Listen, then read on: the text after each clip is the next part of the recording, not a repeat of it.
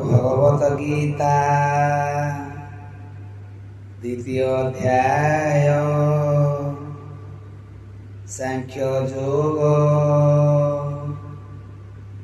श्लोक संख्या 70। आपूज्यमानम् अचल प्रतिष्ठन् समुद्रोमापः प्रविशन्ति यतोक्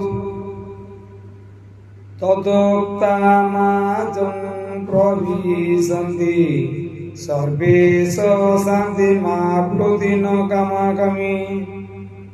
अथ जेपरि समुद्र सर्वदा जलरे परिपूर्ण थाए एवं सेतिरे जेते नदी आसी मिसिले सुधा से बराबर स्थिर रहे, सेहीपरि जेते कामना उदित हेले सुधा जदि कौनसी व्यक्ति सेतिरे विचलित हुए नहीं ताहले एकमात्र से शांति प्राप्त हो पारे।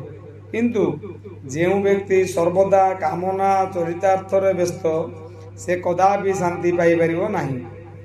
भावार्थ, विराट समुद्र को देख, जदि से सर्वदा जलरे परिपूर्ण होता है वर्षा दिन रे सेतिरे जेते परिमाणर जल प्रवेश कले सुधा से सही परि स्थिर रहे, सेतिरे आदौ उद्वेलन देखा दिए नहीं किंबा से बेलाभूमि लंघन करे नहीं। कृष्ण चेतनारे स्थिर थिबा व्यक्ति पक्षरे मध्य या प्रयोज्य। जे पर्यंत ए जड़ शरीर अछि से पर्यंत जड़ेन्द्रिय तृप्ति कामना रही, किंतु भक्त ए प्रकार कामना रे विचलित हुए नहीं, कारण से सर्वदा कृष्ण भावना रे परिपूर्ण थाए।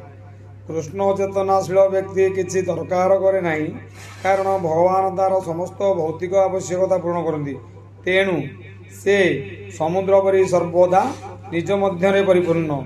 समुद्र मध्य को नदी मानकर प्रवाह परि कामना गुड़िक ता मध्य प्रवेश करि पारंती, किंतु से ता कर्म रे स्थिर थाए एवं इंद्रिय तृप्ति जनित कामना रे से टिकिए विचलित हुए नहीं।